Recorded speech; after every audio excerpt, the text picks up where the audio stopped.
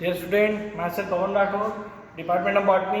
आज हम देखेंगे टेक्सोनॉमी में एक important topic, modern trends in taxonomy including molecular taxonomy. तो विभिन्न प्रकार का जो टेक्सोनॉमिक एविडेंसेस है, या हम बात करें साइटोलॉजी का रोल टेक्सोनॉमी में क्या है, आज हम इस टॉपिक को उसमें देखेंगे।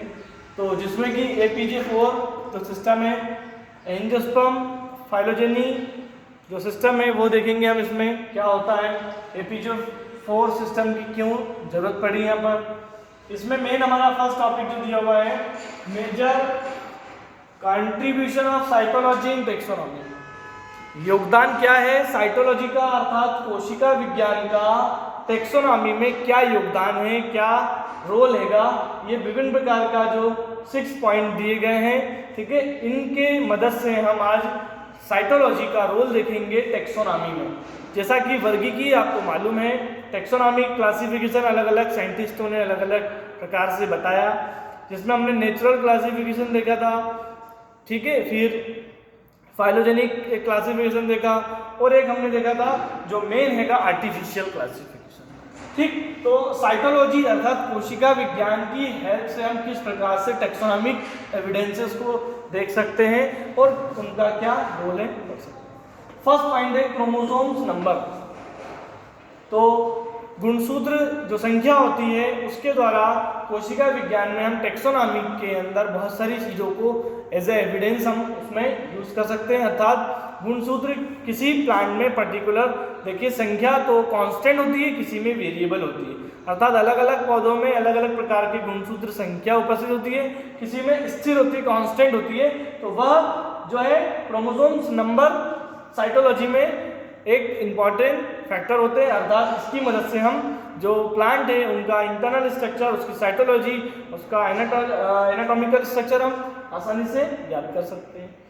क्रोमोसोम्स की मॉर्फोलॉजी हम साइटोलॉजी की हेल्प से टेक्सोनॉमिक एविडेंसेस में हम टेक्सोनॉमिक जो स्टडी कर रहे हैं, तो गुणसूत्र की आकारिकी, जैसे कि मोनोकॉट डायकॉट में अलग अलग हम देखिए गुणसूत्र की संख्या होती है या उनकी आकारिकी होती है अलग। जैसा मोनोकॉट द्विबीजपत्री पौधे, एक बीजपत्री पौधे, जैसा एक बीजपत्री पौधों में गुणसूत्रों की जो आकार है, जो साइज है, काफ़ी लार्ज होता है, बड़ा होता है, तो वो टेक्सोनॉमिक एविडेंसेस में यूज होता है। और मोनोकॉट में लार्ज है, बट डायकॉट में क्या है, स्मॉल साइज के गुणसूत्र है, उसके आकारिकी, तो हम इसको देखेंगे। Cytological variations at family level, जो कोशिका विज्ञान है उसका हम फैमिली लेवल पर, कुल स्तर तक हम क्या देखेंगे, विभिन्नताएं या हम कहें वेरिएशंस, ठीक है। तो cytological variations at family level.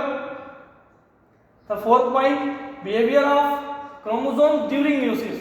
गुणसूत्रों का बिहेवियर क्या है, म्यूसिस सेल डिवीजन के समय, म्यूसिस सेल डिवीजन हो रहा है तब गुणसूत्र कैसा व्यवहार कर रहे हैं, इसके द्वारा हम टेक्सोनॉमिक जो एविडेंसेस है, टेक्सोनॉमिक स्टडी है, उसको आसानी से कर सकते हैं, या हमको इसकी मदद से टेक्सोनॉमिक जो स्टडी है उसको आसान हमारे लिए है।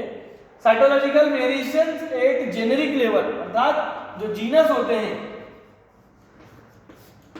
जीनस लेवल पर क्या होगा साइटोलॉजिकल एविडेंसेस का, साइटोलॉजिकल वेरिएशंस का जेनेरिक लेवल। अर्थात हमें जैसा मालूम है किसी भी पर्टिकुलर प्लांट के 2 नाम होते हैं, एक उसका फर्स्ट नेम होता है genus name, second name is species name. तो जेनेरिक लेवल पर हम देखें क्या क्या वेरिएशंस है, इसमें हम देखेंगे। अगला, cytological variations at specific and inter specific level, अर्थात जाति जो संबंध है वह देखेंगे हम इसमें, अर्थात स्पेसिफिक विशिष्ट प्रकार के जो अंतर जाति संबंध के बीच का हम इसमें देखेंगे। अर्थात जो साइटोलॉजिकल वेरिएशंस है उसमें स्पेसिफिक लेवल और इंटर स्पेसिफिक लेवल की जो चीजें हैं वो बनेंगी। तो ये एक पॉइंट यहाँ पर आज आपका हुआ है कंप्लीट। इसमें major contribution of cytological in taxonomy, अर्थात कोशिका विज्ञान का टेक्सोनॉमी में क्या योगदान है, तो इस 6 पॉइंट के द्वारा हम कोशिका विज्ञान का टेक्सोनॉमी के अंदर रोल देखते हैं।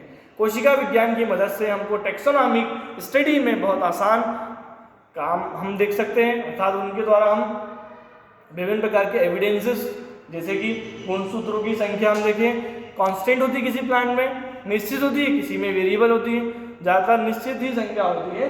तो ये गुणसूत्र संख्या, आकारिकी गुणसूत्र की, morphology, cytological variation at family level, हम कुल स्तर पर कुछ ना कुछ उसमें जो वेरिएशन आती है वो देखेंगे। तो इन 6 पॉइंट की मदद से हम modern trends in taxonomy including molecular taxonomy, इसमें मॉलिक्यूलर टेक्सोनॉमी भी इंक्लूड होती है, वो आगे आएगा। ये फर्स्ट पॉइंट ही है, मात्र फर्स्ट पॉइंट में 6 जो सब पॉइंट बताए गए हैं इनको हम देखेंगे। Thank you so much.